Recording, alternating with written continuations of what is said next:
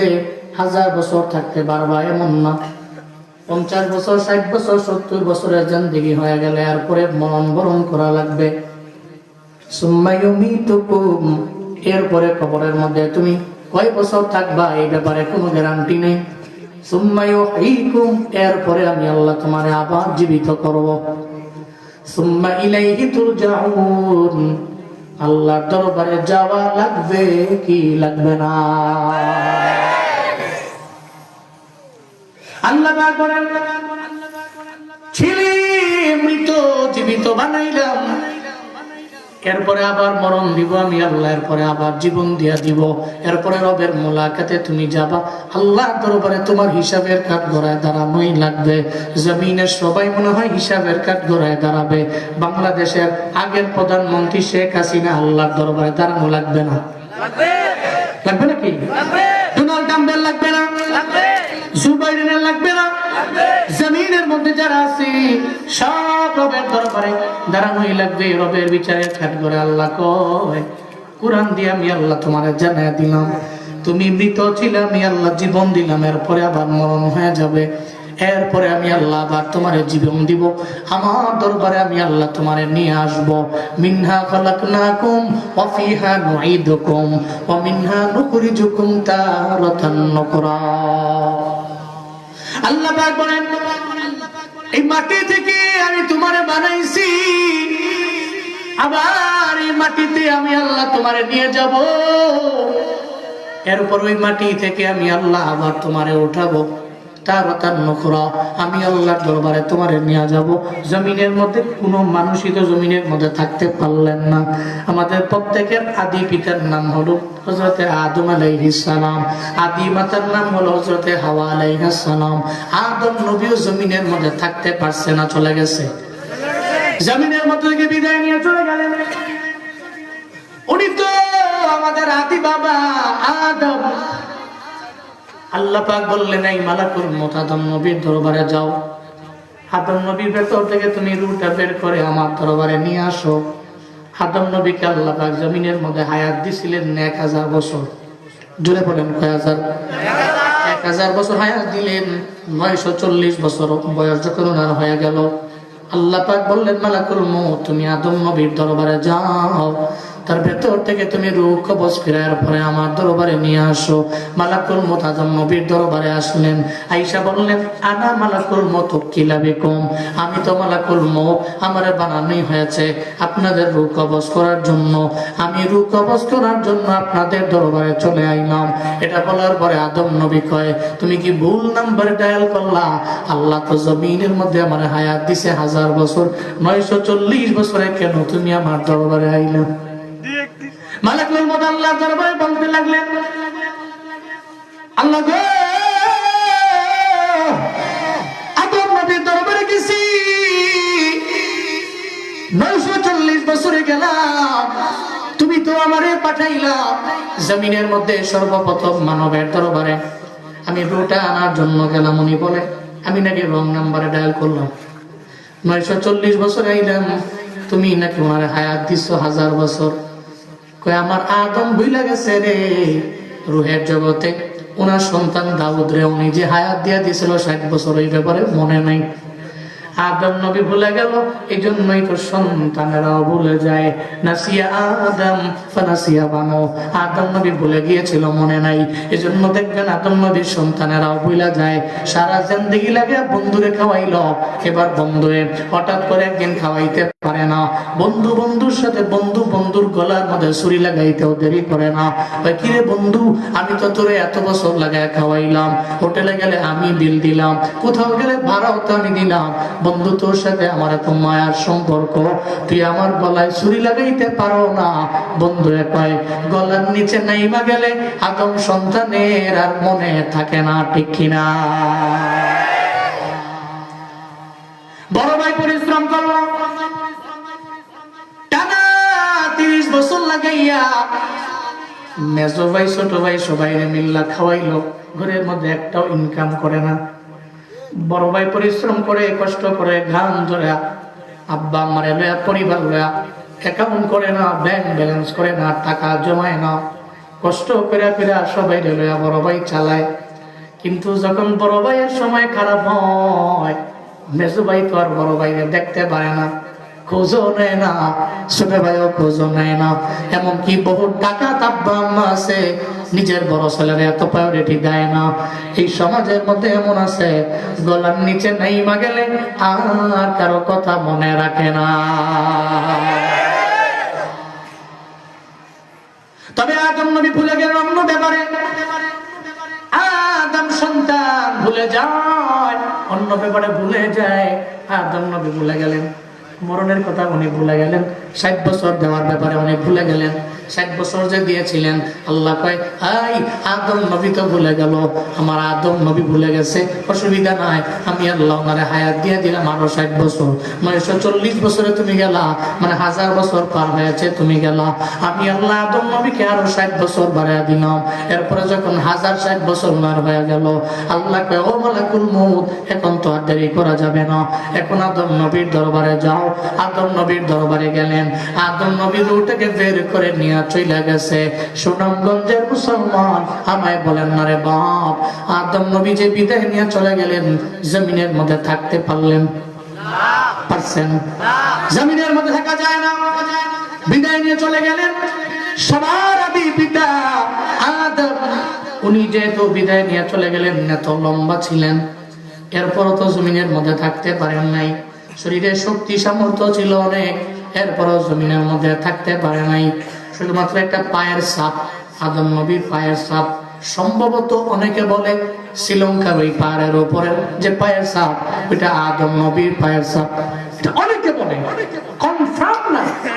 তবে ঐতিহাসিক Ibn Battuta সে বলে আদম নবীর বডির যে সাইজ ছিল, ওই হিসাবে হিসাব করলে এটা ওনারই পায়ের ছাপ মনে হয়। আল্লাহর মেহেরবানি, আমি মনে করছি ওই পাহাড়ের উপরে গিয়া ওই পায়ের ছাপ দেখছি। আলহামদুলিল্লাহ পড়েন। এটা অহংকার না, অহংকার করার জন্য কেউ উঠেও না। 16,000 সিঁড়ি বেয়ে উঠছি, আবার 16,000 সিঁড়ি বেয়ে নামছি। কত হাজার? 1600। 16,000 সিঁড়ি মনে হয় 3 তলা। 16,000 সিঁড়ি বেয়ে উঠা আবার নামা, আপনি খামখেয়ালি মনে করেন না, আমি শুধু সহজে বলে ফেলছি। সুবহানাল্লাহ, 6 ঘন্টা লেগে খালি উঠছি, 4 ঘন্টা লাগে নামছি। আমার সঙ্গে এই যে আমাদের রায়হান ছিল, আমরা 2 জন মিলে উঠছি। তা ও তো চিকন, ও লাভ দেখে উঠা যায়, আমি তো মোটা মানুষ, একটু পরে পরে হাঁপায় যাই। হ্যাঁ, খালি আমার তশকিল করে ওটা, বুঝেন নাই? ওই যে এক লগে থাকলে যেমন কয় না, মোড়া মোড়ার ঘরে মোড়া, কিরে মোড়া, মোড়া কইছ। জুয়ানরা খালি হাসে, ওরা তো জানে, ও দেখছে মনে হয়। একজনে খালি মোড়া কইছে, কিন্তু দুইয়া লাইছে, কেন মোড়া কইছ। তো ওখানে উঠছি, আদম নবীর পা দেখার সুযোগ হয়েছে। যদি ইবনে বতুতা যা বলছেন সঠিক হয়ে থাকে, যেটা ওনার পা কত লম্বা ছিলেন, কি বড় পা। জমিনে প্রথম নামলেন, থাকতে পারলেন না, বিদায় নিলেন। জুনায়েদ নাইবের খবর আছে? আপনার খবর আছে? থাকতে পারবেন দুনিয়ায়? তবে কোন সময় মরবেন জানা আছে? আছে নাকি? যদি জানা না থাকে, তো এখন থেকেই তো আমল। আর আল্লাহ তো আপনাকে মরার পরে, মৃত্যুবরণের পরে আল্লাহ আপনাকে উঠাইয়া আল্লাহর বিচারের কাঠগড়ায় নিবে, এটা তো কোরআন সাক্ষী। আমার মরণ নাসিবে কখন কেউ তো জানে না, আমার মরণ নাসিবে কখন কেউ তো জানে না। আমি চলে গেলে আমায় তোমরা ভুইলা যায় না, আমি মরে গেলে আমায় তোমরা ভুইলা যায় না। ডাইনে বামে মাটি আমার মাটির বিছানা, ডাইনে বামে মাটি আমার মাটির বিছানা। এই দুনিয়ায় চিরজীবন থাকার জায়গা না, অন্ধকার কবর যে আমার আসল ঠিকানা। সবাই রেখে আমায় চলে যাবে, সঙ্গী হবে না। সবাই রেখে আমায় চলে যাবে, সঙ্গী হবে না। ডাইনে বামে মাটি আমার মাটির বিছানা, ডাইনে বামে মাটি আমার মাটির বিছানা। আমি চলে গেলে আমায় তোমরা ভুইলা যাও না, আমি মরে গেলে আমায় তোমরা ভুইলা যাও না। আমার মরণ আসিবে কখন কেউ তো জানে না, আমার মরণ আসিবে কখন কেউ তো জানে না। ঠিক কিনা? কোন সময় আসবো মরণটা আমার সামনে জানা আছে, কিন্তু আসবে যে এটা কনফার্ম কিনা? জোরে বলেন কনফার্ম কিনা? কনফার্ম। এমন কি আপনি মরে গেলেন, পচে গেলেন, মাটির সঙ্গে মিশে গেলেন, এই অ্যাডিডাস কই যাও যে বাকা ক্ষুধা লাগছে উঠতো না, মনে করো না যে অন্য হুজুর বৈশা দোয়া দিয়ে যাওয়া লাগবে ইনশাআল্লাহ। হ্যাঁ, আল্লাহ কবুল করেন। বুঝলাম না, রাগ করতেছেন নাকি আপনারা? কষ্ট পাচ্ছেন নাকি? জোরে কোন সুবহানাল্লাহ, কোন আলহামদুলিল্লাহ, আরো জোরে চিল্লায় আল্লাহু আকবার। রাগ কইরেন না, আমরা শেষ করে দিব, দোয়া দিয়ে বাড়ি যাই ইনশাআল্লাহ। ইনশাআল্লাহ একজনও উঠতেন না, ফেলে ক্ষুধা লাগলে সাপ দিয়ে বন। আমিও তো খাইছি না, ওই জন্য আপনাকে বাইক যাবো গানে কি খাওয়া দাওয়া করে পরে যাবো ইনশাআল্লাহ। হ্যাঁ, আল্লাহ কবুল করেন। আব্দুল কাদের জিলানী রাহমাতুল্লাহ আলাইহি জগৎ বিখ্যাত একজন ওলি কামিলের নাম। উনি ওনার খাদেম নিয়ে নদীর পাড় দিয়ে হাঁটছেন, হঠাৎ করে শুনতে পাচ্ছে কে যেন কাঁদতেছে।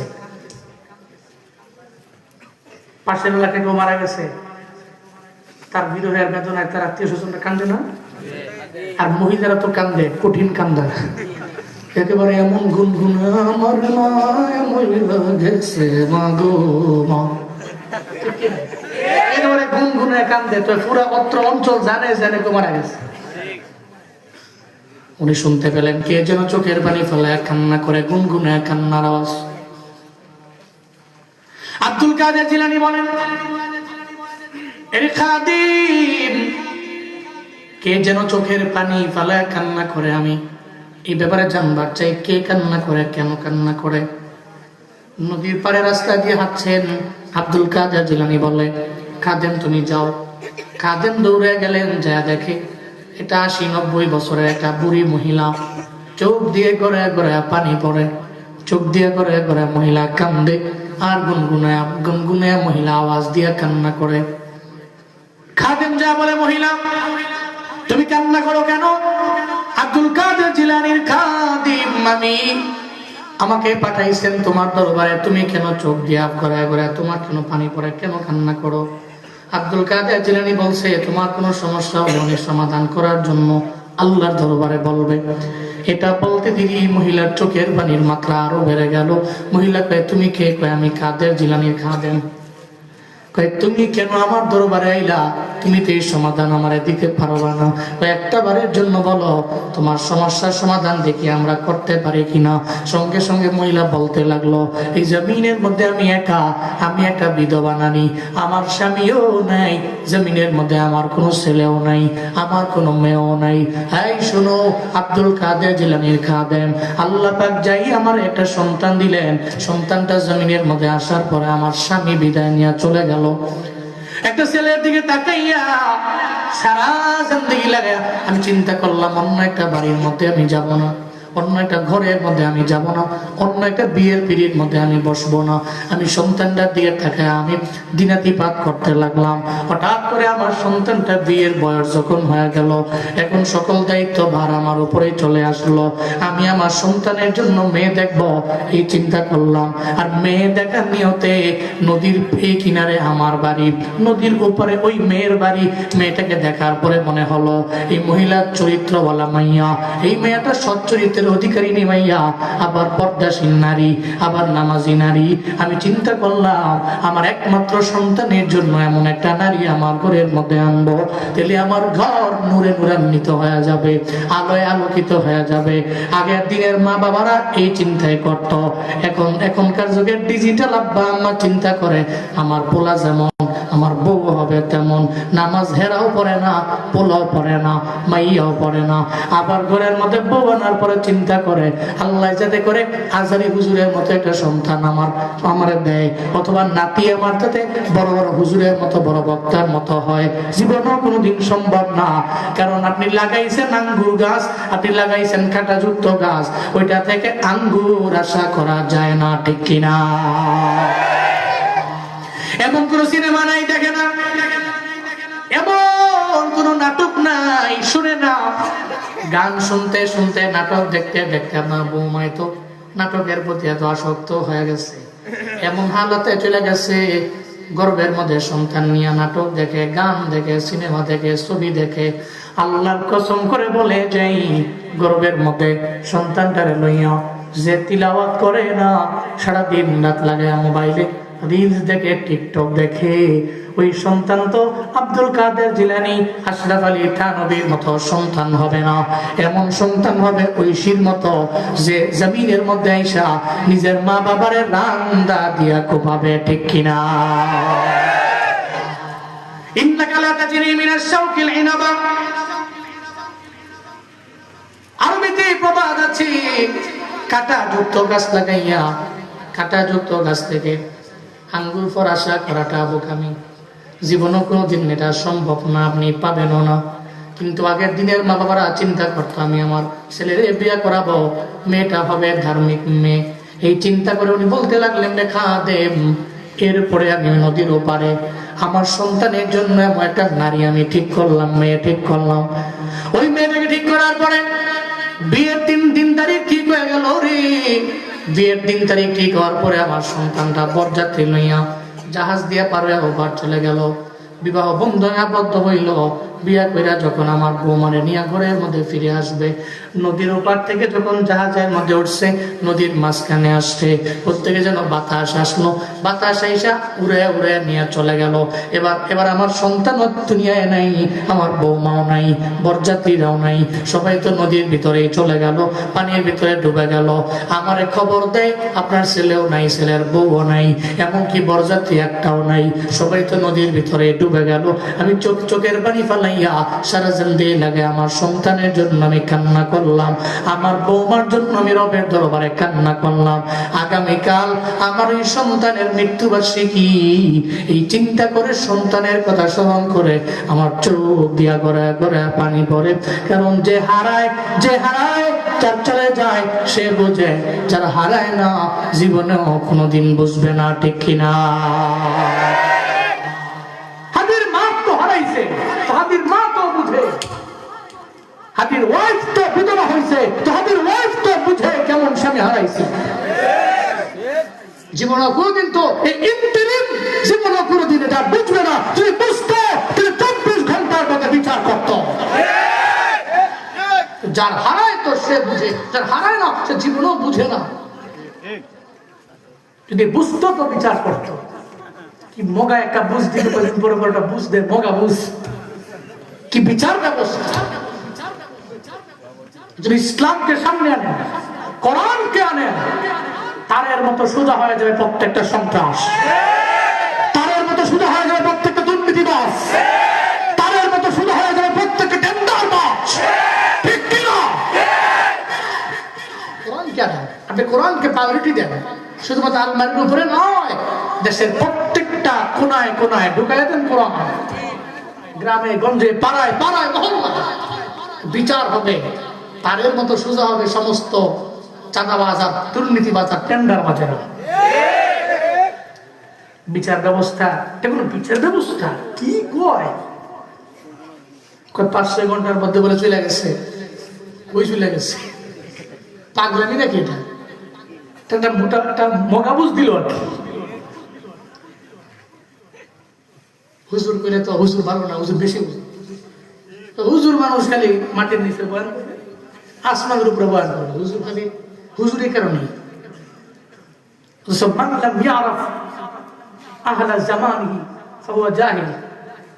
সেটা জামান সম্পর্কে জানে না, উনি আলেম কিন্তু না বলে সে মূর্খ, কারণ সে তার বর্তমান সম্পর্কে সে জানে না। হে খালি মনে করছে পৃথিবী চলছে তো এমনি চলছে, তা আমি আমার মতো চলছি, হবে না তো। উলামায়ে কেরামরা এই জাতিকে সতর্ক করে, এটা উলামায়ে কেরামের কাজ। আল্লাহ আমাদের সবাইকে সঠিক বুঝ দান করেন, আরো জোরে পড়েন আমিন। আব্বা আমার খেদমতের ব্যাপারে জানি, কিন্তু যে বয়ান ধরছি এই বয়ান থেকে তো হেনে যাওয়াটা কষ্ট হয়ে যাবো। আচ্ছা লাস্টে একটু কয়ে যাবো নি জোয়ান ফুলাবেন ইনশাআল্লাহ। হ্যাঁ, আল্লাহ কবুল করেন। সব বয়ানে গেলে খালি হুজুর আব্বা আমার বয়ান করেন, আরে কি মুসিবতে আমি আছি।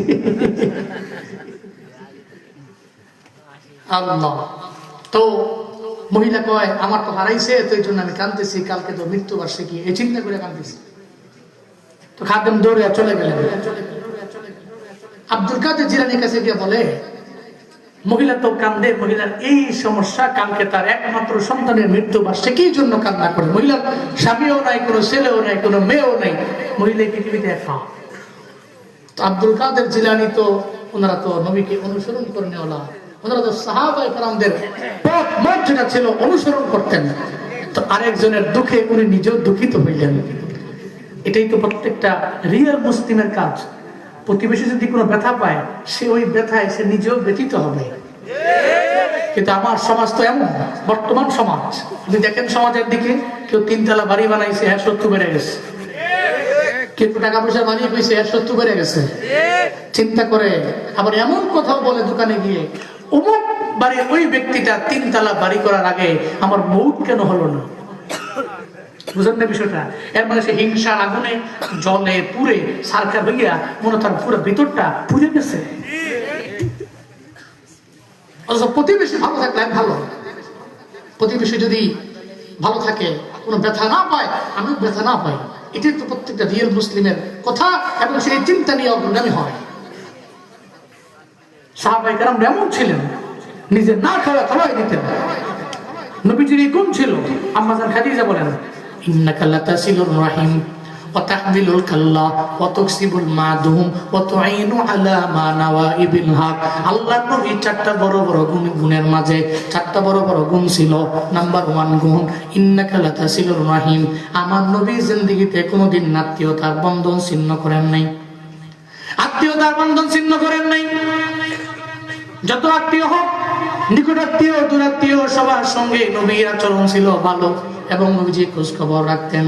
কিন্তু আমাদের সমাজ তো উল্টা পাল্টা।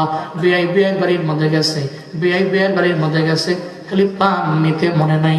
বিয়াই সাধারণ একটা ঠুনকু, এই চিন্তা নিয়ে বিয়াই মনে মনে কয় আমি তার সঙ্গে আর কথা বলবো না। 1.5-2 বছর কথাও কয় না। বিয়াই লোকের রাগ, কে লেগে রাগ, আবার সময় নতুন বিয়াই কেন পান আনলো না, এই চিন্তা নিয়ে 1.5-2 বছর কথাও বলে না। এমন আত্মীয় স্বজন রাগারাগি সমাজে আছে না? আত্মীয়ের খবর নেয় না, লম্বা সময় কথা বলে না। চিন্তা করে ও যদি আমার সঙ্গে আগে কথা বলে তাহলে আমি বলবো। কিন্তু মদিনার নবী কয়, 2 জন ব্যক্তি ঝগড়া করলো, ঝগড়া লাগলো 2 জনের মাঝে। এই 2 জনের মধ্যে উত্তম সে যে প্রথম যাইয়া সালাম দিয়া বলল, ভাই যা হয়েছে হয়েছে, চলো আমরা আবার আগের মতো হয়ে যাই। যে প্রথম বলে তার মতো উত্তম ব্যক্তি জমিনের মধ্যে কেউ হতে পারে না। চিল্লা পড়া যাবে কি সুবহানাল্লাহ। আত্মীয়তার বন্ধন বিচ্ছিন্ন করেন না। ওয়াতাহমিলুল কাল্লা, একটা ব্যক্তি ক্ষুধার্ত, আমার মায়ার নবী নিজে একা তো খাবে না, প্রতিবেশী যদি ক্ষুধার্ত হয় আমার মায়ার নবী প্রতিবেশীরে খাওয়ায়। ওয়াতুকসিবুল মা'দুম, একটা ব্যক্তি মাজুর হয়ে গেল, হাত নাই পা নাই, কষ্টে তার জিন্দেগি চালায়, নবী নিজে উপার্জন করে, ওয়াতুকসিবুল মা'দুম, উপার্জন কইরা নিজের উপার্জনের কিছু অ্যামাউন্ট তার কাছে নিয়ে দিয়া দেয়, ভাই রে তুমি চলো, সুন্দর করে চলো। আমার নবী এমন গুণে গুণান্বিত ছিল, একটা ব্যক্তি ঝামেলায় পড়ে গেছে, হাত নাই পা নাই, কামাই করতে পারে না, নবীর উপার্জনের টাকা থেকে জিয়া তারে দেয়। শুধু তাই না, ওয়াতুঈনু আলা মা নাওয়াইবিল হক, হকের কথা বলতে যাইয়া মানুষ ঝামেলায় পড়ে যায়, বিপদের মধ্যে পড়ে যায়, মুসিবতের মধ্যে পড়ে যায়, আমার নবী তারে ছেড়ে যায় না, বরং ব্যাকগ্রাউন্ডে গিয়া নবীজি দাঁড়ায়া যায়, নবী তার ব্যাকগ্রাউন্ডে দাঁড়াইয়া তার পক্ষে আমার নবী সাফাই গায়। যদি ঝামেলাও পড়ে যায়, ওই ঝামেলাকে আমার মায়ার নবী নিজের কাঁধে নিয়ে নেয়, কারণ হকের কথা বললে মানুষ বিপদে পড়ে, মুসিবতের মধ্যে পড়ে, আর তার ওই মুসিবতের মধ্যে ব্যাকগ্রাউন্ডে যেই বান্দা দাঁড়াইতে পারে, ওই বান্দাই তো আল্লাহর কাছে বড় দামি। কথা বলেন ঠিক কিনা? হকের কথা বললে ঝামেলায় পড়ে গেল, আল্লাহ নবী ব্যাকগ্রাউন্ডে গিয়া হাজির। নবী কয়, জমিনের কেউ তোমার পাশে নাই, আমি নবী তোমার কাছে আসি রে। জমিনের কেউ তোমার ডানে বামে নাই, সামনে পেছনে নাই, কিন্তু আমি নবী তো তোমার ব্যাকগ্রাউন্ডে দাঁড়ায় গেলাম। নবী তো এই গুণে গুণান্বিত ছিল, এই জন্য জীবনও কোনোদিন আপনার ডানে বামে সামনে পেছনে আপনার বাড়ির প্রতিবেশী যারা আছে, যারা চলতে পারে না, খাইতে পারে না, কষ্টে চলে, এদের ব্যথায় আপনি হাসবেন না, এদের ব্যথায় আপনি নিজেও ব্যথিত হবেন। এই জন্য বলা হয়, অন্যের বিপদে খুশি হইও না, ওই বিপদ একদিন তোমার ঘাড়ের উপরে পড়তে পারে কি পারে না। অন্যের বিপদে খুশি হওয়া যাবে না। অন্য একজন ব্যক্তি ঝামেলায় পড়লো, এই চিন্তা করা যাবে না সে ঝামেলায় পড়লো, আমি জীবনে কোনোদিন ঝামেলায় পড়বো না। এই চিন্তা করে ওই ব্যক্তির উপরে আপনি ক্রোধ ঝাড়তে পারেন না, রাগ ঝাড়তে পারেন না, আপনি তাকে হেল্প করবেন না, এই মানসিকতা আপনি লালন করতে পারেন না। হাসরের ময়দানে, সহিহ মুসলিমের বর্ণনা, হাসরের ময়দানে আল্লাহ পাক অনেক ধনী বান্দারে আল্লাহ পাক বলবে, এই আমার ধনী বান্দা, তুমি দুনিয়ার জমিনে তুমি আমারে কেন খাওয়াও নাই? তুমি আমারে কেন খাওয়াও নাই? ও বান্দা, বাবা যাবে মালিক, আপনার তো খানা নাই, আপনার তো ঘুম নাই, নিদ্রা নাই, তন্দ্রা নাই, আপনার পরিচয় জানছি, আপনার পরিচয় শুনছি মাওলা রে, আপনার খানাও নাই, তন্দ্রাও নাই, নিদ্রাও নাই, কিন্তু আপনি বলতেছেন কেন আমারে খাওয়াও নাই? আল্লাহ কয়, বান্দা রে, আমারে খাওয়াও নাই মানে হলো, জমিনের মধ্যে আমার কিছু এমন বান্দা ছিল, সকালবেলা পাইলে দুপুরে পায় নাই, দুপুরে পাইলে রাতে পায় নাই, এরা এমন হয়ে গেছে, এদের সন্তানদের মুখের মধ্যে হাসি ফোটানোর জন্য সকাল থেকে বের হয়ে সন্ধ্যা পর্যন্ত মানুষের দাঁড়ে দাঁড়িয়ে ঘুরছে, ভিক্ষা করছে। তোমার একজন প্রতিবেশী ভিখারিও ছিল, তুমি তো বছরে বছরে হজে গেলা, বছরে বছরে তুমি উমরায় চলে গেলা, তুমি চিন্তা করলা এই জমিনের মধ্যে আমি মনে হয় বড় হাজী সাহেব, বড় উমরা করনেওয়ালা, কিন্তু পাশের বাড়ির প্রতিবেশীটা না খায়া দুঃখে দুঃখে মারা গেল, তুমি একটা বারও খোঁজ নিলা না, তুমি সুদি লেনদেন কইরা বড় লোক হইছ, ঘুষ খায়া তুমি বড় লোক হইছ, ডান বামের প্রতিবেশীর খবর নেও নাই, এর মানে তুমি আমি আল্লাহরে খাওয়াও নাই, আল্লাহ দিন তার প্রতি রাগান্বিত হয়ে যাবে। এই জন্য প্রতিবেশীর হক আদায় করার দরকার আছে না? না, আল্লাহ করার তৌফিক দান করেন, সকলে পড়েন আমিন। সমাজের বহু লোক আছে সুদখোর, বিল্ডিং বানাইছে 5-6 তলা, ডান বামে প্রতিবেশী না খায়া মরে, ও রমজান মাস আসলে উমরায় হজে যায়, কিন্তু প্রতিবেশীর খবর নেয় না, রমজানে আসলে যাকাত দেয়, এমন যাকাত দেয়, এমন লুঙ্গি কিনে, এক সপ্তাহ লুঙ্গি পরলে হঠাৎ করে কোনো একটা রাস্তার কিনারে যায় প্রস্তাব করতে বইছে, লুঙ্গি ঠাস করে ছিঁড়ে গেছে, যাকাত দিছে না মজা করছে। এরকম বহুত লোক আছে একেবারে নরমাল, চিন্তা করে দরকার নেই কোয়ালিটি, দরকার কোয়ান্টিটি। সংখ্যা বাড়া, কার্ড দাও আমার নামে, এলাকায় ছড়িয়ে দাও, মানুষকে জানাও আমার নামের আগে পেছনে লাগাক বিশিষ্ট দানবীর সমাজসেবক, মানুষ লাগাক। খুদার কসম এই দান, এই যাকাত জমিনের উপরে আসমানের নিচে থাকবে, জীবন আসছে আল্লাহ পর্যন্ত যাবে না, ঠিক কিনা? তুমি সুদের টাকায় ফাসাদে গড়ে ঘুষ ছাড়ো না, দিন দুঃখী না খেয়ে মরে খবর রাখো না,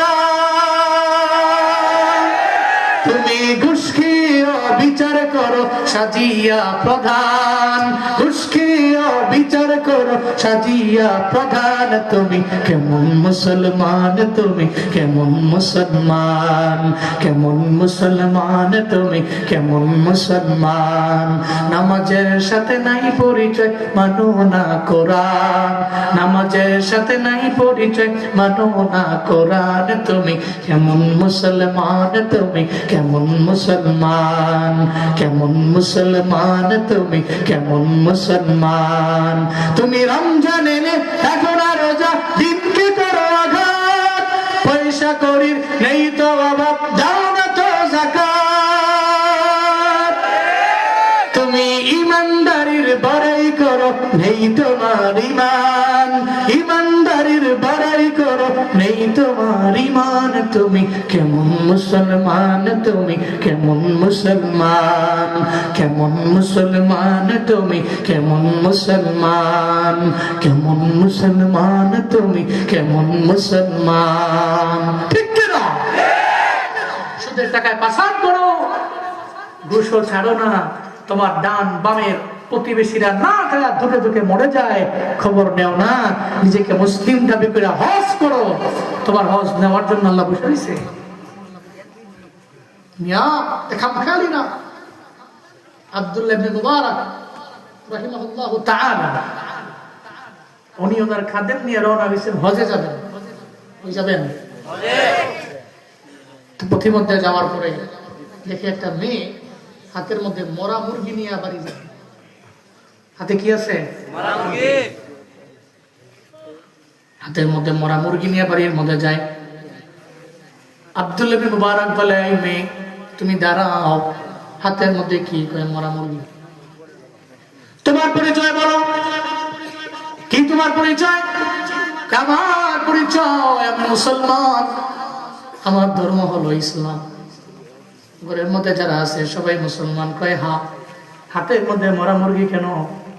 কয় মরা মুরগি নিয়ে যায়, কারণ আমরা বড় ক্ষুধার্ত, ক্ষুধার যন্ত্রণায় পাগলের মতো হয়ে যাচ্ছি। কয়েকদিন হয়ে গেল, 7 দিন হয়ে গেল, ঘরের মধ্যে কোনো খাবার নেই। যেই এলাকার মধ্যে আমরা বসবাস করি, ওই এলাকার চতুর্পাশে খ্রিস্টানদের রাজত্ব, এর খ্রিস্টানদের এলাকা এটা। আমাদের চতুর্পাশে খ্রিস্টানদের এলাকা, খ্রিস্টানদের প্রভাবের কারণে আমাদের কোনো খাবারও বাইরে যায় না, কোনো পণ্য বাইরে যায় না, তারাও তো কোনো পণ্য আমাদের কাছে পাঠায় না, সব দিক থেকে বন্ধ করে রাখলো। আমার ঘরের মধ্যে 7 দিন হয়ে গেল। আমি আজকে ফজরের নামাজের সময় দেখলাম আমার মা খানার অভাবে বিছানার মধ্যে পড়ে আছে, আমার বাবা খানার অভাবে বিছানার মধ্যে পড়ে রইল। আমার একটা ছোট্ট ভাই আছে, ওই ভাইটা খানা খানা বলে চিল্লায়, এমনকি একটা গলা কাটা মুরগির মতো মনে হয় এরা মারা যাবে, জমিন থেকে বিদায় নিয়ে চলে যাবে। এই চিন্তা করলাম। আমি চিন্তা করে ফজরের নামাজের পরে বের হয়ে গেলাম। আমি রাস্তার কিনারায় দেখলাম একটা মরা মুরগি মইরা পড়ে আছে। এই মুরগিটা নিয়ে আমি রওনা হয়ে গেলাম। আমি এই মুরগিটা নিয়ে এখন রান্না করব। আমার মা বাবা আর আমার সন্তান, আমার ভাইদেরকে নিয়ে আমি সুন্দর করে বসে খাবো। আব্দুল্লাহ ইবনে মুবারক এটা শুই না, চোখ দিয়া ঘোরা ঘোরা পানি পড়ে। ওনার সঙ্গে ওনার খাদেম ছিলেন, দুইজনের মনটা খারাপ হয়ে গেল। আব্দুল্লাহ ইবনে মুবারক কয়, ও খাদেম দাঁড়াও, কই রওনা করছো? হজের মধ্যে যাবো। কয়ে যাওয়া লাগবে না, হজে যায় কি করবা? কারণ আমাদের প্রতিবেশীরাই তো এরা না খেয়ে মারা যাচ্ছে, এমন হালাত। মুসলমান এরপর মরা মুরগি নিয়ে বাড়ির মধ্যে যায়। আমরা হজের মধ্যে যাব, আল্লাহ জীবনে এটা বরদাস্ত করবে না, আল্লাহ জীবনও কোনোদিন এটা সহ্য করবে না। দাঁড়াও রে, দাঁড়াও রে, তোমরা সবাই এখানে দাঁড়াও। এই সকল মহিলাকে দাঁড় করাইলেন, মেয়েকেও দাঁড় করাইলেন। আব্দুল্লাহ ইবনে মুবারক বলে, খাদেম এখনই তুমি বাজারের মধ্যে যাও, আমাদের বাড়িতে ফেরার আগ পর্যন্ত যত খরচ লাগবে এটা রেখে হজের বাকি টাকাগুলা দিয়া তুমি এখনই বাজার থেকে বাজার করে আনো। আমরা সবাইকে লইয়া এই এলাকার লোকদের নিয়ে এক বেলা আমরা খাওয়া দাওয়া করবো। চিল্লা পড়া যাবে কি মারহাবা? উনি বলেন, খাদিম হজ তো বাইতুল্লাহ গেলে হয় রে, প্রতি বছর যাই হজ করার জন্য, প্রতি বছর আমরা যাইতে পারি। নিয়োগ করে নাও, আগামী বছর রমজানে আমরা যাব। তবে এবার যাব না, এবার আমরা নিয়োগ করে নিলাম, এবার আমরা চিন্তা করে নিলাম হজের টাকাটা দিয়া এই মানুষগুলোরে আমরা খাওয়াইলাম। আমার কাছে মনে হয় মহান আল্লাহ হজে না গিয়েও হজের সওয়াব আমাদের আমল নামায় দিয়া দিতে পারে। এই জন্য প্রতিবেশীর হক আদায় করা লাগবে।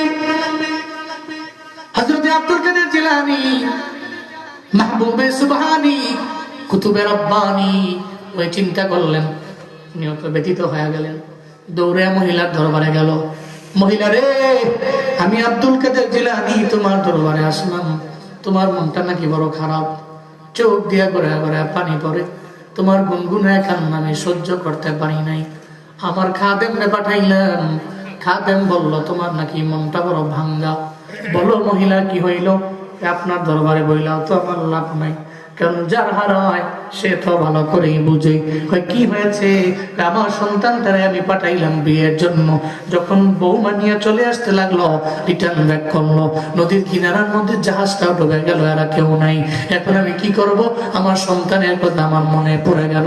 যখনই মনে পড়ে আমি এভাবেই চোখের পানি ফালায় কান্না করি। আব্দুল কাদের জিলানী বলে, মা তুমি দাঁড়াও, নদীর পারে আমরা সবাই মিল্লা হাইটা যাই, আসো না। এবার মহিলাটাকে নিয়ে নদীর পারে চলে গেলেন। আব্দুল কাদের জিলানী আল্লাহর দরবারে ডাক দিয়ে বলে, আল্লাহ মাওলা রে,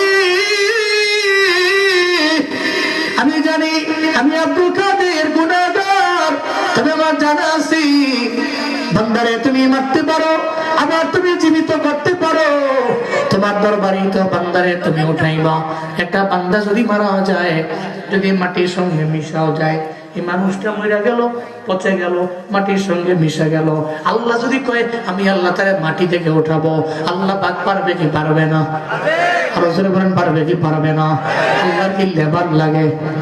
শ্রমিক লাগে?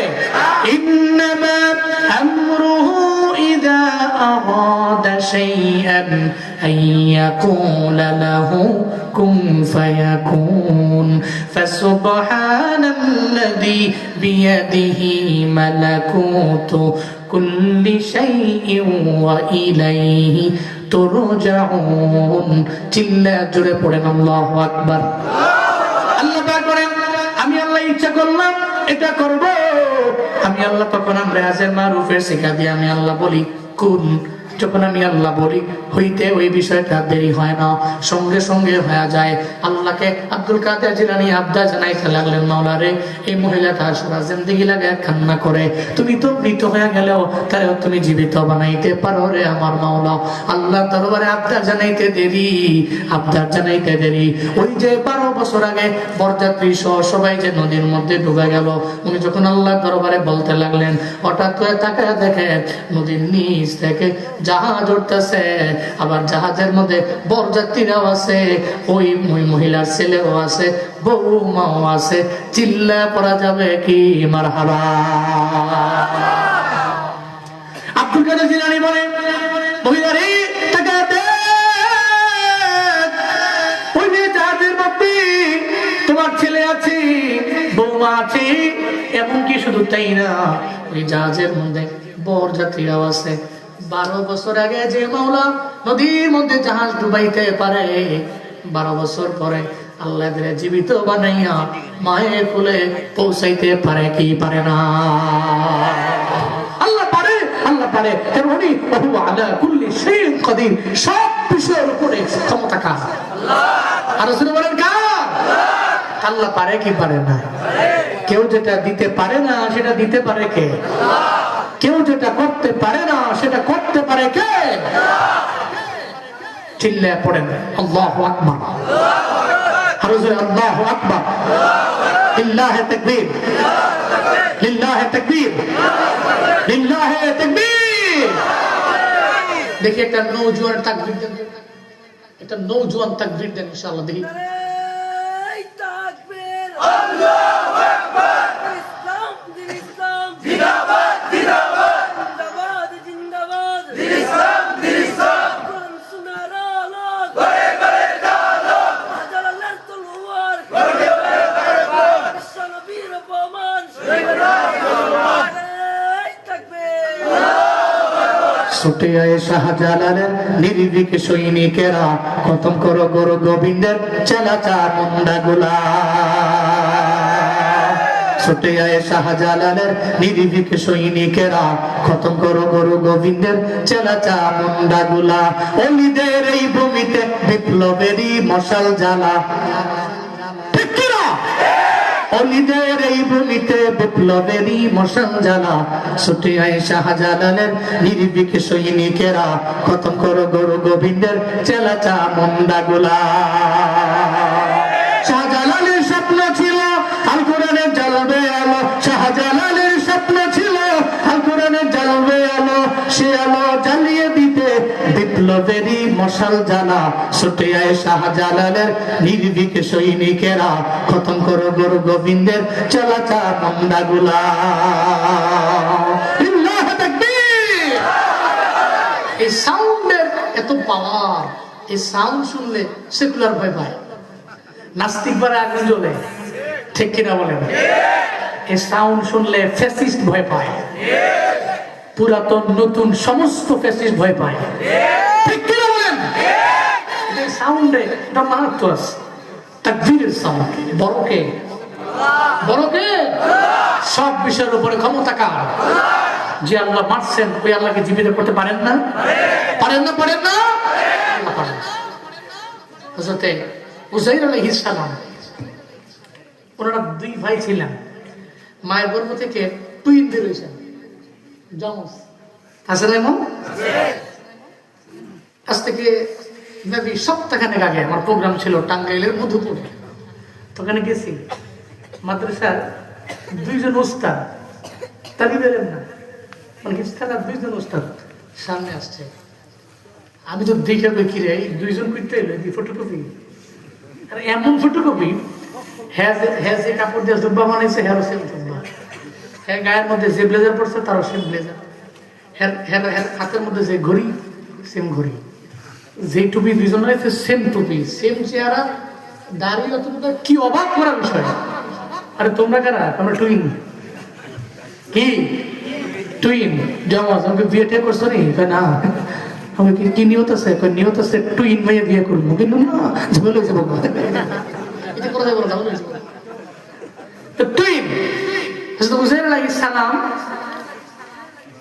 তো ওনার সাথে ওনার একজন ভাইও ছিল, দুনিয়াতে আসলেন।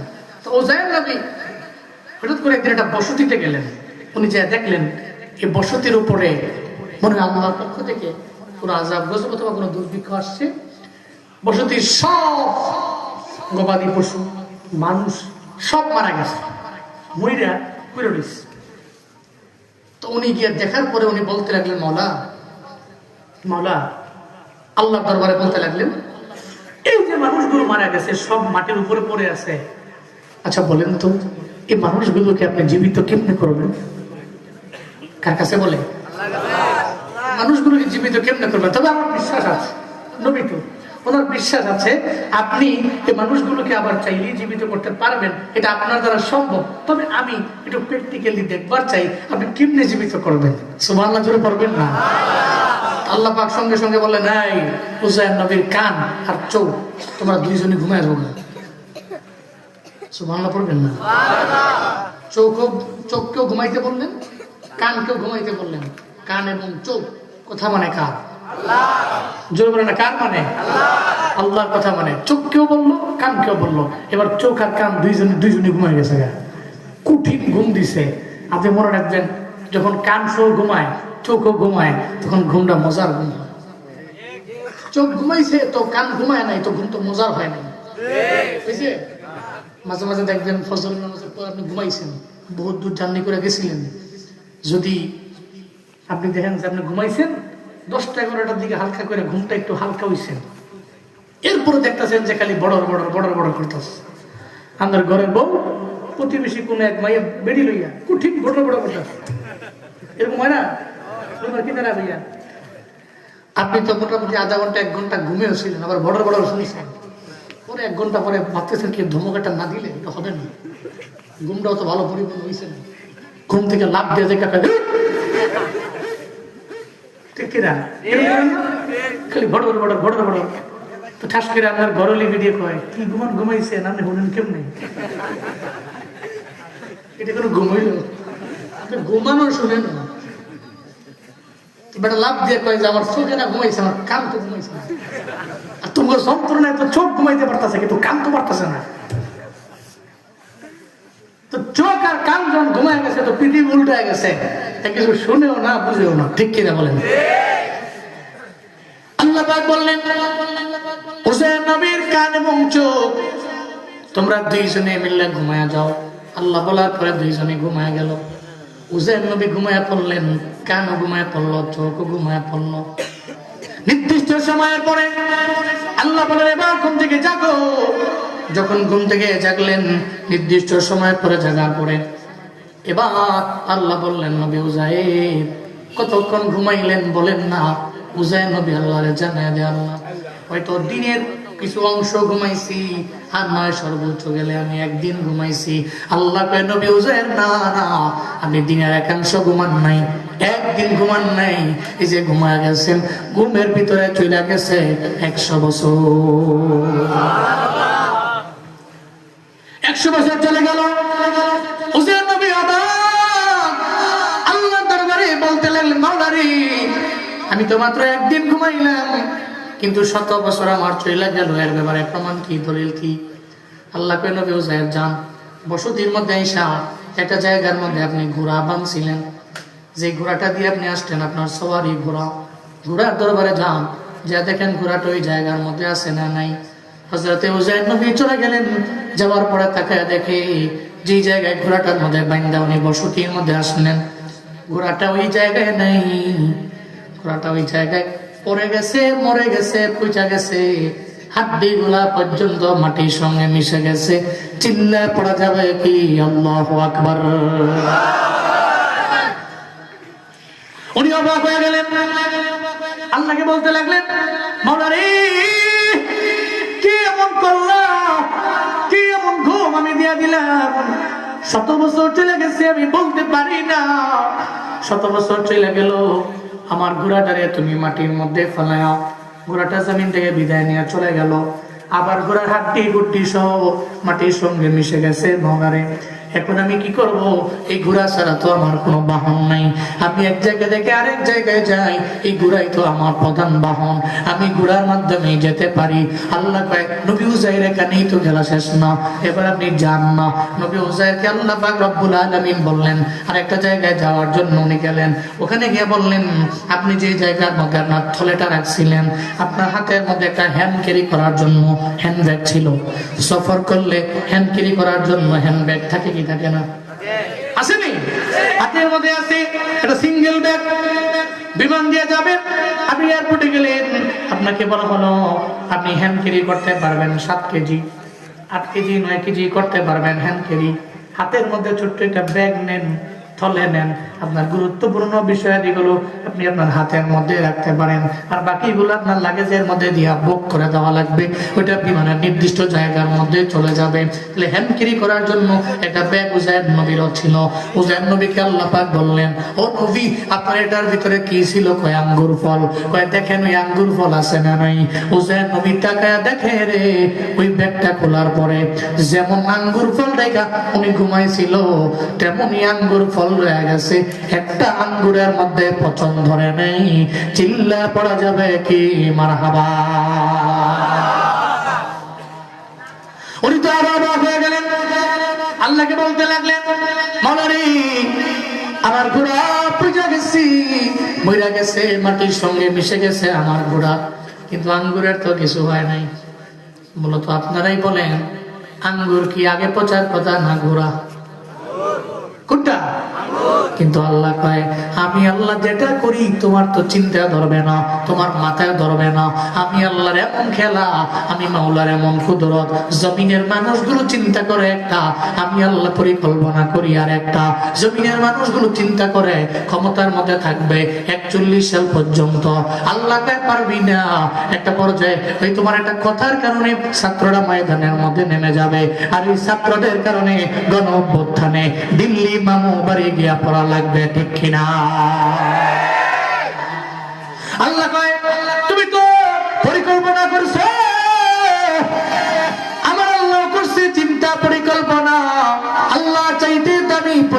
ঘোরাকারী জমিনের মধ্যে আর কেউ হতে পারে না।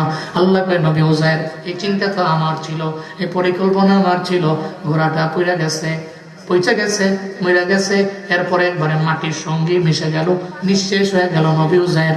কিন্তু আপনার আঙ্গুরের বিন্দু মাত্র পরিমাণ কিছু হয় নাই, এটা তো আমার কুদরত ছিল, এটা আমারই তো পরিকল্পনা ছিল। এবার নবী উজাইর কয় আল্লাহ আমার এবার আমার ঘোড়াটা আমারে ফিরাইয়া দাও। আল্লাহ কয় নবী উজাইর যান, যে জায়গায় ঘোড়াটা রাখছিলেন ওই জায়গায় গিয়া দাঁড়ান। উনি গিয়ে ওই জায়গার মধ্যে দাঁড়াইল। আল্লাহ কয় ও ঘোড়া, তুই যেমন চিনি আবার আগের মতো হয়ে যা। আল্লাহ কয় ঘোড়া রে, যেমন ছিলি আগের মতো হয়ে যা, তুই তো আমার কথা মানো। আমি আল্লাহ তোরে মারছি, আবার জীবিত আমি আল্লাহ তোরে বানাইতে পারি। ঘোড়া রে, তুই আবার আগের মতো হয়ে যা। আল্লাহ পাক বললেন ঘোড়া রে, আগের মতো হয়ে যা বলতে দেরি, সঙ্গে সঙ্গে এই মাটিতে পচে গেছে, হাড্ডিগুলো মাটি থেকে বের হতে লাগলো। হাড্ডিগুলো বের হয়ে একটা হাড্ডির সাথে আর একটা হাড়, একটা হাড়ের সাথে আর একটা হাড় যখন লাগতে লাগলো, আবার হাড়ের মধ্যে গুস্তগুলো লাগতে লাগলো। একটা পর্যায়ে নবী উজাইরের সামনে তাকায় যে ঘোড়াটা উনি এই গাছের মধ্যে বাইন্দা বসতির মধ্যে গিয়েছিল, সেম ঘোড়াটাকে আল্লাহ অল্প কয়েক মিনিটের ব্যবধানে আবার আগের জায়গায় ফিরিয়ে দিয়েছে। চিল্লা বলেন সুবহানাল্লাহ। এই খেলা কার? আরো জোরে কার? কাদের কুদরতদারি বল কামাল, আনতা রব্বি আনতা হাসবি যুল জালাল, তুহি কাদের জলিলুল্লাহ জাহাদা, বহর হালে তুহি মেরা নগাহদা। আল্লাহ চাইলে সব সম্ভব, আল্লাহ চাইলে সব পারেন না বাবা। এই জন্য নিয়ত করেন আজকে থেকে, আল্লাহ আমার জীবন দিলেন, আমি মরে যাব, আল্লাহর দরবারে আমার যাওয়া লাগবে। এই চিন্তাটা ভিতরে ঢুকান। এটা ঢুকাইলে জীবনে আপনি বেনামাজি হবেন না, রোজা রোজা ছাড়তে পারবেন না, নেক আমল ছাড়তে পারবেন না। যদি এটা আপনার অন্তরের মধ্যে ঢুকাইতে পারেন, দরওয়াজা লাগাইয়া জানালা লাগাইয়া, আপনার মায়ে দেখে না, আব্বাই দেখে না, পরিবারের কেউ জানে না, দেখে না, আপনার দ্বারা গুনাহ সংগঠিত হবে না।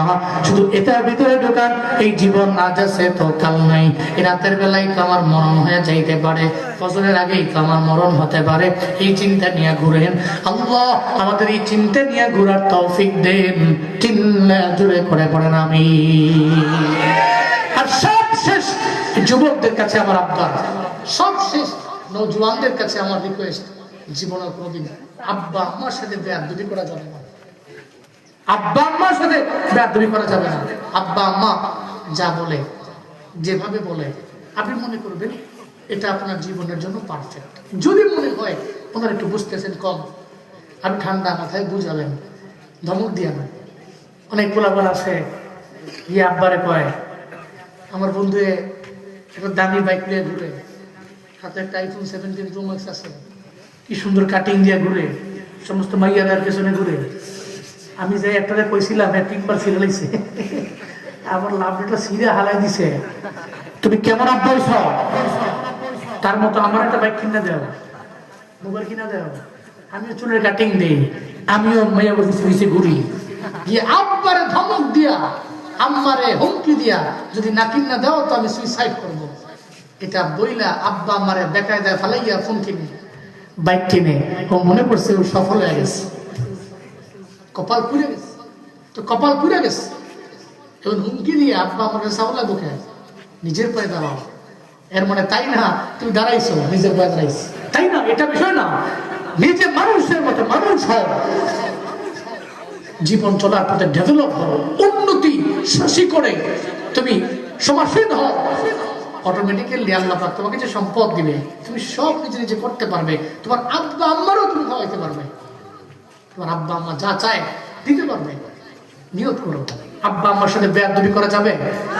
যাবে যাবে ভাইজিৎ বুঝতামের মতো দোয়া নিয়ে ওলি হওয়া যাবে না ইনশাআল্লাহ? যে আল্লাহ মায়ের দোয়ায় ভাইজিৎকে জামানার শ্রেষ্ঠ ওলি বানিয়েছেন, ওই আল্লাহ কি আজ নাই? নাই নাই। ছোট্ট করে বলে দিই, ভাইজিৎ বুঝতামি তো ছোটবেলায় আব্বা পান নাই, আব্বা বিদায় নিয়ে চলে গেছে, কষ্ট হচ্ছে নাকি আপনাদের? আমরা এটা বই নেই, দোয়া করে দিব ইনশাআল্লাহ। হ্যাঁ ইনশাআল্লাহ, আল্লাহ কবুল করেন, জোরে কোন আমিন। না থাক, ধরতাম না, রাত বেশি হয়েছে বলে ধরলাম মিলে অনেক কিস্তি তুলে করে পরে মাইক দিয়ে কল বুকে লেগে যায় না। আল্লাহ কবুল করেন, জোরে কোন মারহাবা।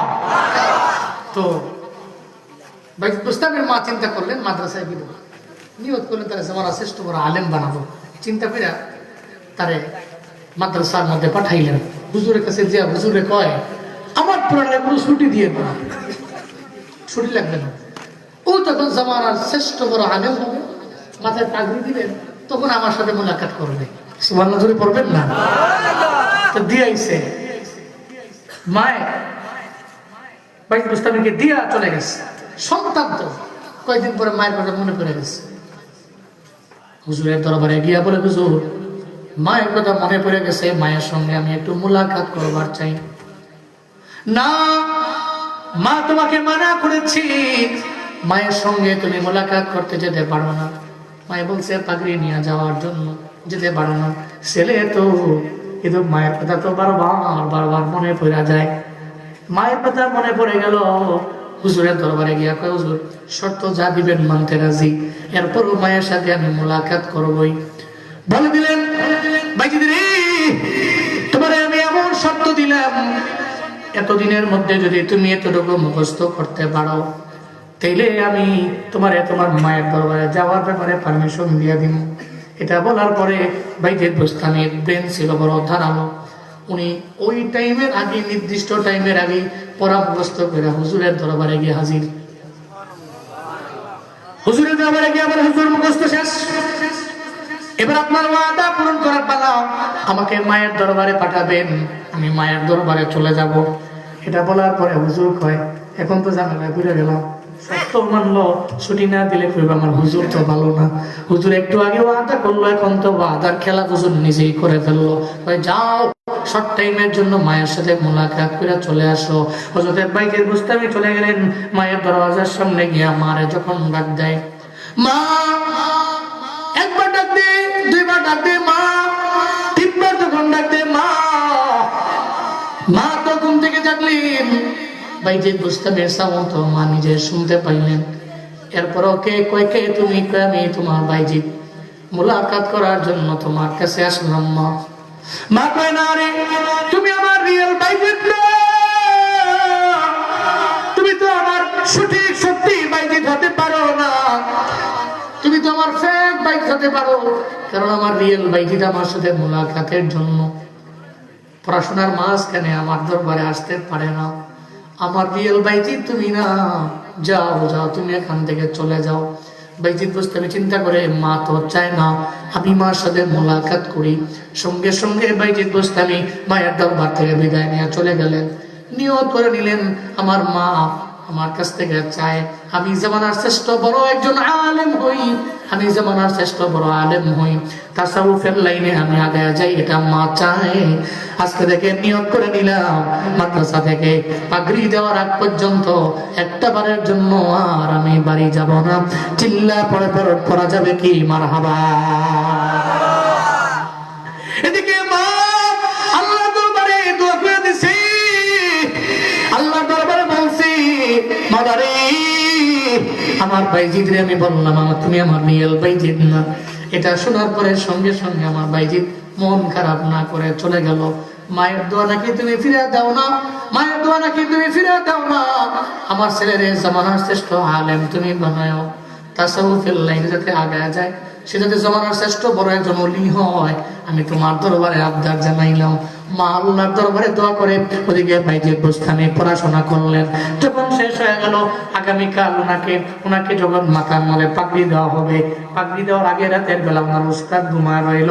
উস্তাদের স্বপ্নে আমার আল্লাহ উস্তাদের ডাকে আর বলতে লাগলো, বাইজিদের উস্তাদ আগামীকাল বাইজিদের মাথার মধ্যে পাগড়ি একটা দিবেন, মেমন না, একটা পাগড়ি মাথায় দিয়ে দিবেন, এটা হলো তার ইলমের পাগড়ি, আর একটা পাগড়ি তার হাতের মধ্যে দিবেন, ওই পাগড়িটা এটা হলো তার তাসাউফের লাইনের পাগড়ি।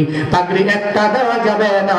আমি আল্লাহর ঘোষণা হলো কালকে বাইজিদের যত বন্ধু বান্ধবেরা, যত সহপাঠীরা আছে, সমস্ত সহপাঠীরা এরা সবাই একটা করে পাগড়ি পাবে। বাইজি পেয়ে যাবে দুইটা, পরা যাবে কি মারহাবা। পরের দিন বাইজিদ বুস্তামির মাথায় পাগড়ি দিলেন। উস্তাদ বলে, বাইজি তুমি তো জীবনে অনেক কষ্ট করেছো, মায়ের কথা মানতে যাইয়া জীবনে একবারের জন্য বাড়ি যাও নেই। তোমার মাথার মধ্যে আমি পাগড়ি দিলাম, ধরো তোমার হাতের মধ্যে আমি পাগড়ি দিয়ে দিলাম। এই দুইটা পাগড়ি দেওয়ার জন্য আল্লাহ পাক বলছে পাগড়ি নিয়ে তুমি যাও, দুইটা পাগড়ি নিয়ে তুমি রওনা হও, তোমার মায়ের দরবারে যাও। বাইজিদ বুস্তামির মনে প্রাণে খুশি, আজকে মায়ের সঙ্গে আমার মোলাকাত হবে। আবার মাথার মধ্যে একটা পাগড়ি, হাতের মধ্যে আর একটা পাগড়ি আছে। এই দুইটা পাগড়ি নিয়ে যখন মায়ের দরবারে রওনা, যখন যায় মারে ডাক দেয়, মা আমি বাইজিদ তোমার দরবারে আমি চলে আসলাম। এখন তো মা দরওয়াজা ওপেন করতে পারে না, এত কষ্ট হয়ে যায়। মা তো বুড়ি হয়ে গেছে, মা তো বয়সের বারে বড় দুর্বল হয়ে গেছে। বাইজি ডাক দে, মা এখন তো আগের মতো কানে শুনে না, আগের মতো মা তো চোখে দেখে না। বাইজিদ কয়, মা আমি তো তোমার মনের আশা পূরণ করে দিলাম। যখন বাইজিদ বুঝতে পেরে দেখলো, কপালের মধ্যে চুমু দিয়া কয়, বাইজিদ রে আমার জন্য একটু মুসল্লাটা আইনা দাও, যাই নামাজের মধ্যে বসি, আর তোমাকে নিয়ে রবের দরবারে একটু দোয়া করে দিই, পড়া যাবে কি? আল্লাহু আকবার। বাইজিদ বুস্তামির মা মুসল্লা আনতে বললেন, মুসল্লার মধ্যে বাইজিদ বুস্তামিকে বসাইলেন। মা মুসল্লার মধ্যে বসে রইল। এবার মা বাইজিদ বুস্তামির সামনে বসায় আল্লাহ দরবারে কান্দে, মওলা রে আগে আমার চোখে পাওয়ার ছিল, আর আগের মতো এখন পাওয়ার নাই। আগে আমার কানে আমি শুনতাম, এখন আমি বেশি কানে শুনি না, কিন্তু আমার মনে আশা পূরণ হয়ে গেছে। তুমি আমার বাইজিদের ওলি বানাইছো, আমার আলেম বানাইছো, তার মাথার মধ্যে পাগড়ি দিছো একটা না, তার মাথার মধ্যে পাগড়ি তুমি দুইটা দিয়ে আমার দরবারে পাঠাই না। আমি তো মুসল্লার মধ্যে বসে রইলাম। আমার জীবনে একটা ইচ্ছা ছিল, আমার বাইজিদের আমি আলেম বানাবো, ওলি বানাবো। আমার দোয়ার বদৌলতে তুমি বানায় দিছো। আমি আর জমিনের মধ্যে থাকবার চাই না, জমিনের মধ্যে আমি আর থাকতে চাই না। মুসল্লার মধ্যে বৈশা আল্লাহর দরবারে আবদার জানাই, আল্লাহ গো তুমি আমার এখনই নিয়ে যাও, আমি জমিনের মধ্যে আর থাকবার চাই না। ডানে বাইজিদ বসে আছে, বাইজিদের বাইজিদ রে আমি মা হইয়া তোমার জন্য যা করা লাগবে আমি করতে পারি নাই, তবে এতটুকু করে গেছি, রবের দরবারে তোমার জন্য দোয়া করে গেছি। আমার দোয়ার বদৌলতে আল্লাহ তোমারে বড় আলেম বানাইছে, বড় ওলি বানাইছে, এখন আর থাকবার চাই না। এটা বলতে দেরি সঙ্গে সঙ্গে যায় নামাজের মুসল্লার মধ্যে বসে অবস্থায় বাইজিদের মা দুনিয়া থেকে বিদায় নিয়ে চলে গেলেন। আল্লাহ বাইজিদের মায়ের দোয়ার বদৌলতে জামানার শ্রেষ্ঠ ওলি বানায় দিন। এই সুনামগঞ্জের যুবকেরা ওই আল্লাহ বলো আছে না না? যদি অন্তরের মধ্যে ঈমান থাকে, নিয়ত করে নাও আজকে থেকে আব্বা আম্মার সাথে বেয়াদবি করবো না, দোয়া নিয়ে চলবো। মা যেমনে বলে সেমনে চলবো, বাবা যেমনে বলে সেমনে মানবো, আব্বা আম্মার দোয়া নিয়ে চলবো। আল্লাহ তুমি তৌফিক দাও। চিল্লা জুড়ে করে পড়েন আমিন। যে আল্লাহ জীবন দিয়েছেন, যে আল্লাহ মরণ দিয়েছেন, আল্লাহ চাইলেই তো আল্লাহর বিচারের কাঠগড়ায় আমাকে আপনাকে নিয়ে যেতে পারেন। এটা অন্তরে ঢুকা, জমিনের মধ্যে যা করি তো করবো, অন্তরে রাখবো। আমি আজ আছি তো কাল নাই, আমি এখন শুইছি, ফজরের সময় উঠতে পারবো কিনা গ্যারান্টি নাই, এ চিন্তা করে চলবে। নাম্বার 2, লাস্ট মেসেজটা, আব্বা আমার সাথে ভালো আচরণ করে আমি আমার বাকি জিন্দগিটা চালাবো। আল্লাহ আমাদের সবাইকে কবুল করেন, মঞ্জুর করেন, আমল করার তৌফিক দান করেন। সকলে পড়েন আমিন। মহল্লার মুজিবুর রহমান তাই মসজিদে 3000 টাকা দান করছে। এই মহল্লার মুজিবুর রহমান সাহেব উনি নগদ দিয়েছেন মসজিদের জন্য 3000 টাকা। জোরে করে মারহাবা। আল্লাহ পাক কবুল মঞ্জুর করুন। সকলে পড়েন আমিন। আল্লাহ এই দানকে ওসিলা করে ওনার মনের সমস্ত নেক বাসনা পূরণ করে দেন। চিল্লা করে আমিন। শমশের আলী শাহ 3:30 সময় মারা গেছে, ওনার জন্য দোয়ার দরখাস্ত, উনি 500 টাকা মসজিদে দান করেছেন।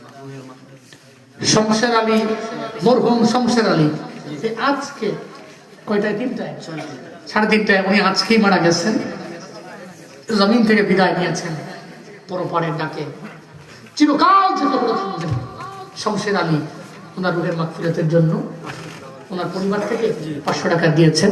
যদি কোন মারহাবা। আল্লাহ পাক এই দানকে ওসিলা করে এখনো তো কোনো ব্যবস্থা করা হয় না, বুঝছে? জি না, আগামী হতে সকাল 9টার সময় যাবো। সকাল 9টায় জানাজা হবে। কবরে যাওয়ার পরে আল্লাহ পাক মুনকার নাকিরের 3টা সওয়ালের জবাব দেওয়ার তৌফিক দান করেন। জোরে কন্যা আমিন। আমার নূর আহমদ ভাই 1000 টাকা মসজিদের নম্বর। মোহাম্মদ নূর আহমদ ভাই উনি মসজিদের জন্য নগদ দিয়েছেন 1000 টাকা। জোরে করে মারহাবা। আল্লাহ পাক কবুল মঞ্জুর করুন। জনাব মোহাম্মদ নিয়ামত আলী ভাই 2000 টাকা। জোরে করে মারহাবা। আল্লাহ পাক কবুল করেন। মহল্লার সাবেক মেম্বার তাজউদ্দিন কায়েম 1000 টাকা নগদ। এই মহল্লার সাবেক মেম্বার তাজউদ্দিন জনাব মোহাম্মদ তাজউদ্দিন সাহেব উনি দিয়েছেন নগদ 1000 টাকা। আল্লাহ পাক কবুল মঞ্জুর করেন। সকলে কোন আমিন। ছোট্ট করে একটা দোয়া দিব তো চাইও না। হ্যালো হ্যালো যাও না, দোয়া দিয়ে যাও। আন্দালে যার গুনাহ নাই সে যাওগা, আর যার গুনাহ আছে বের হয়। ওমান প্রবাসী মোহাম্মদ আনোয়ার মিয়া নগদ 2000 টাকা। ওমান প্রবাসী জনাব মোহাম্মদ আনোয়ার মিয়া নগদ দিয়েছেন 2000 টাকা। জোরে করে মারহাবা। আল্লাহ কবুল করেন। সকলে কোন আমিন। জনাব মোহাম্মদ আব্দুল লতিফ